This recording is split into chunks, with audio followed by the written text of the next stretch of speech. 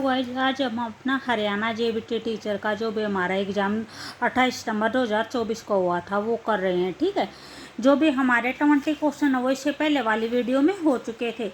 ठीक है, जो भी अब हमारा 20 क्वेश्चन नंबर 21 है। ठीक है, क्वेश्चन नंबर 21 में क्या है, पढ़ने में सीखने की अक्षमता है, यानी किसी भी बच्चे को अगर सीखने में कोई प्रॉब्लम हो रही है तो उसको कौन सी डिजीज है, कौन सी डिसेबिलिटी है। ठीक है, तो यहाँ पे जो फर्स्ट ऑप्शन है वो क्या है, डिसग्राफिया है, सेकंड है डिस्फेसिया है, थर्ड है डिसलेक्सिया है और फोर्थ है कैलकुलिया है। ठीक है, तो यहाँ पे जो भी हमारा आंसर होगा यहाँ पे कौन सा हो जाएगा, ऑप्शन नंबर सी हो जाएगा, डिसलेक्सिया हो जाएगा। ठीक है, भी अगर किसी को लिखने से संबंधित कोई भी प्रॉब्लम होती है तो वहाँ पे क्या होता है, वहाँ पे हमारा डिसग्राफिया होता है। ठीक है, और अगर कैलकुलेशन से रिलेटेड कोई भी प्रॉब्लम होती है तो वहाँ पे क्या होता है, वहाँ पे डिसकैलकुलिया होता है। ठीक है, उसके बाद हमारा नेक्स्ट क्वेश्चन है, क्वेश्चन नंबर 22 है। 22 में क्या दे रखा है, यदि 5a/2b = 3/2 दे रखा है। जो 5a/2b है वो कितना रखा है, 3/2 दे रखा है। 3b/7c है वो 5/7 दे रखा है। ठीक है,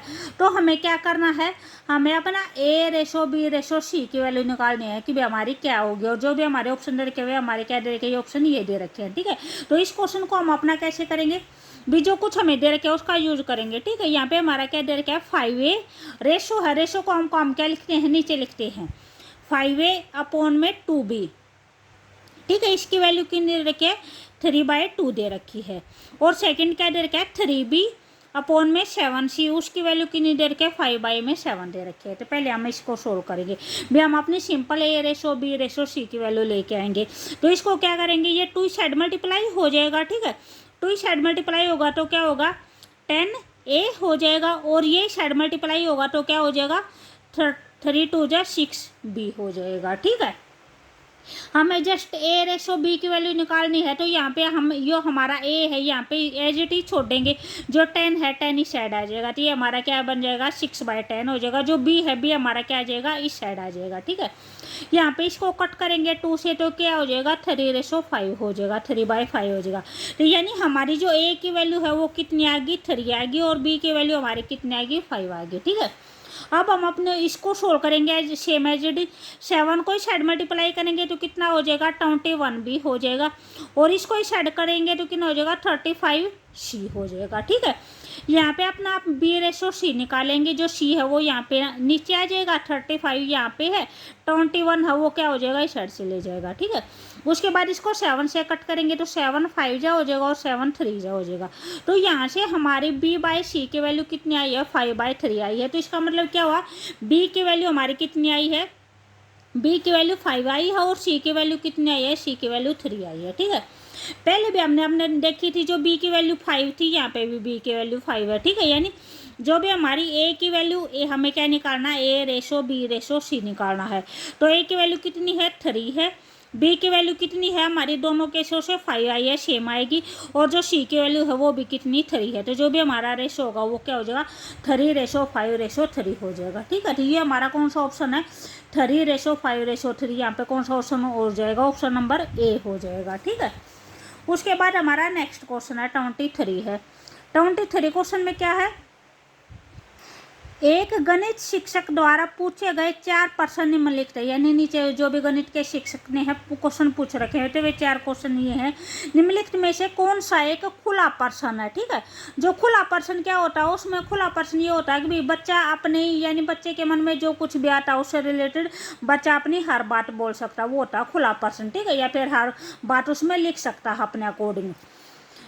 तो जो फर्स्ट ऑप्शन है वो क्या है, यदि 2 संख्याओं का योग 17 है तो संख्याएं बताओ क्या होंगी। ठीक है, उसके बाद सेकंड ऑप्शन है, सेकंड ऑप्शन में क्या है, यदि अनिल की आयु 7 वर्ष है और उसके पिता की आयु अनिल की आयु से 5 गुना अधिक है तो पिता की आयु क्या होगी।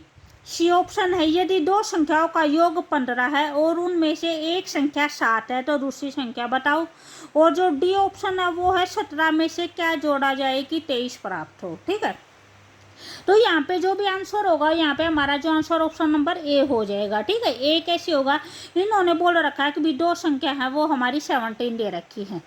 ठीक है। तो हमारी संख्या बतानी है, तो इसमें भी बच्चा अलग अलग बता सकता है। जैसे 17 है तो वो 10 प्लस में 7 कर सकता है, ठीक है, या फिर 11 प्लस में 6 कर सकता है, 12 प्लस में 5 कर सकता है, यानी वो अपने अकॉर्डिंग कुछ भी बता सकता है, ठीक है। तो जो भी ये हमारा जो खुला प्रश्न होगा वो कौन सा हो जाएगा, हमारा ऑप्शन नंबर ए हो जाएगा। जो और ऑप्शन है उसमें किसी में ऐसा नहीं है कि भी हम कोई सेकंड ऑप्शन भी चूज कर सकते हैं, जस्ट हम एक ऑप्शन ही चूज कर सकते हैं। जैसे यहाँ पे दे रखा है, यदि अनिल की आयु 7 वर्ष है और उसके पिता की आयु क्या बोल रखे, अनिल की आयु से 5 गुना है, तो हम जस्ट क्या करेंगे, पिता की आयु निकालने के लिए इसको 7 इंटू में मल्टीप्लाई बाय 5 कर देंगे, ठीक है। तो हमारी क्या आ जाएगी, जस्ट पिता की आयु आ जाएगी, ठीक है। तो यहाँ पे हमारे और कोई ऑप्शन नहीं है जो हम चूज कर सकते हैं, ठीक है। उसके बाद हमारा क्वेश्चन नंबर 24 है। 24 में क्या है, जो लोग हमारी माँ के माध्यम से संबंधित होते हैं उन्हें क्या कहा जाता है, ठीक है। पैतृक संबंध, सपार्श्विक संबंध, वैवाहिक संबंध या मातर संबंध। तो जो हमारी माँ के माध्यम से संबंधित होते हैं, जैसे मामा होता है, मामी, नाना, ठीक है, वे वो क्या होता है, वो हमारा मातृक संबंध होता है। और जो पिता से रिलेटेड होते हैं वो क्या होता है, वो पैतृक संबंध होता है, ठीक है। उसके बाद हमारा क्वेश्चन नंबर 25 है। 25 में क्या है, गणित के संदर्भ में निम्नलिखित में से कौन सा एक वांछनीय शिक्षण अधिगम अभ्यास है, ठीक है। तो यहाँ पे जो भी हमारा ऑप्शन नंबर 1 दे रखा है, 1 में क्या बोल रखा है, छात्रों को समस्याओं को हल करने के लिए निर्धारित चरणों का पालन करने के लिए कहा जाना चाहिए, ठीक है। सेकेंड है, भ्रम को रोकने के लिए खुले प्रश्नों से बचना चाहिए। सी है, अवधारणाओं की सहज समझ को प्रोत्साहित किया जाना चाहिए। और फोर्थ है, ओपन बुक टेस्ट से बचना चाहिए। तो यहाँ पे जो भी हमारा आंसर होगा वो कौन सा हो जाएगा, ऑप्शन नंबर सी हो जाएगा। कि भी कोई भी कंसेप्ट होता है हमें बच्चे को उस कंसेप्ट से को समझने के लिए प्रोत्साहित करना चाहिए, ठीक है। उसके बाद हमारा क्वेश्चन नंबर 26 है। 26 में क्या है कि जो भी हमें सीरीज दे रखे, इस सीरीज में हमारा जो सा भी नंबर गलत है हमें वो बताना, गलत संख्या चुननी है, ठीक है। यहाँ पे जो सीरीज दे रखे वो दे रखे 4 है, 2 है, 3.5 है, 7.5 है, 26.25 है और ये 118.125 दे रखी है, ठीक है। तो इसमें से जो भी हमारा गलत ऑप्शन है वो चूज करना है। तो यहाँ पे जो भी हमारा गलत ऑप्शन होगा वो कौन सा हो जाएगा, इसको कैसे सोल्व करेंगे। ये जैसे जो भी हमारी सीरीज है, हमारी सीरीज जैसे ये दे रखी है, 4 दे दिया, 2 दे दिया, ये ऐसे दे दिए, ठीक है। तो यहाँ पे हमारे जैसे फर्स्ट नंबर 4 है, 4 से अगर हम सेकंड नंबर पे जाते हैं तो क्या करते हैं, इसको 0.5 से मल्टीप्लाई करते हैं, ठीक है।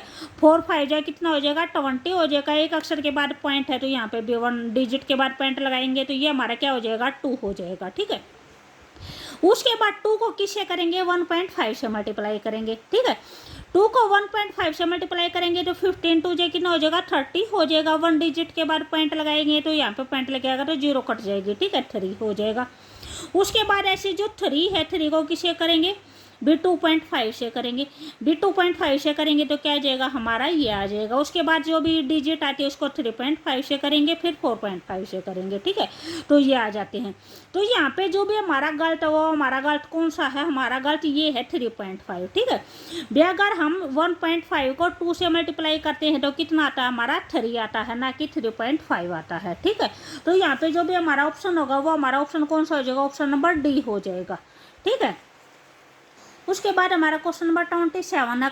27 में क्या है, लिखावट वर्तनी विचारों को व्यवस्थित करने में समस्याएं आती हैं, यानी जो लिखने से संबंधित जो भी समस्याएं आती हैं वो कौन सी डिसलेक्सी, कौन सी प्रॉब्लम के अंदर आती हैं, ठीक है। फर्स्ट है वो डिस्प्रेक्सिया दे रखा है, सेकंड है डिस्ग्राफिया दे रखा है, सी है वो श्रवण प्रसंस्करण विकार दे रखे है और फोर्थ है डिस्कैलकुलिया दे रखा है। तो जो भी लिखने से संबंधित कोई भी प्रॉब्लम होती है वो क्या होता है, वो हमारा डिस्ग्राफिया होता है, ऑप्शन नंबर बी हो जाएगा, ठीक है। उसके बाद हमारा क्वेश्चन नंबर 28 है। 28 के अंदर क्या दे रखा है, जो भी आपको श्रृंखला दे रखी है वो श्रृंखला पूरी करनी है, ठीक है।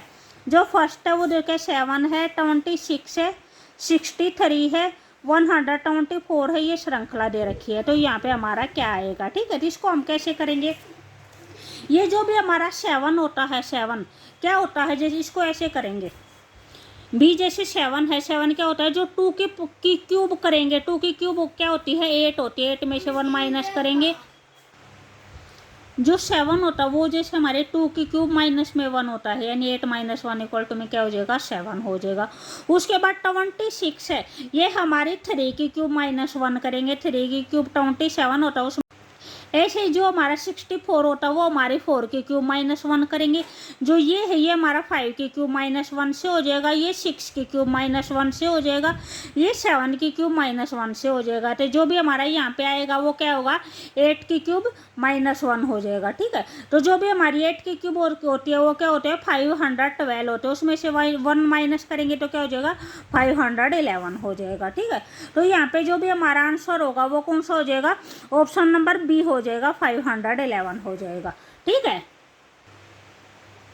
उसके बाद हमारा क्वेश्चन नंबर 29 है। ठीक है, 29 में क्या दे रखा है, यदि z इक्वल टू 52 दे रखा है। ठीक है, और जो ए सी टी है वे इक्वल टू ये दे रखा है, तो हमें किस चीज़ की वैल्यू निकालनी है, हमारी बी ए टी की वैल्यू निकालनी है।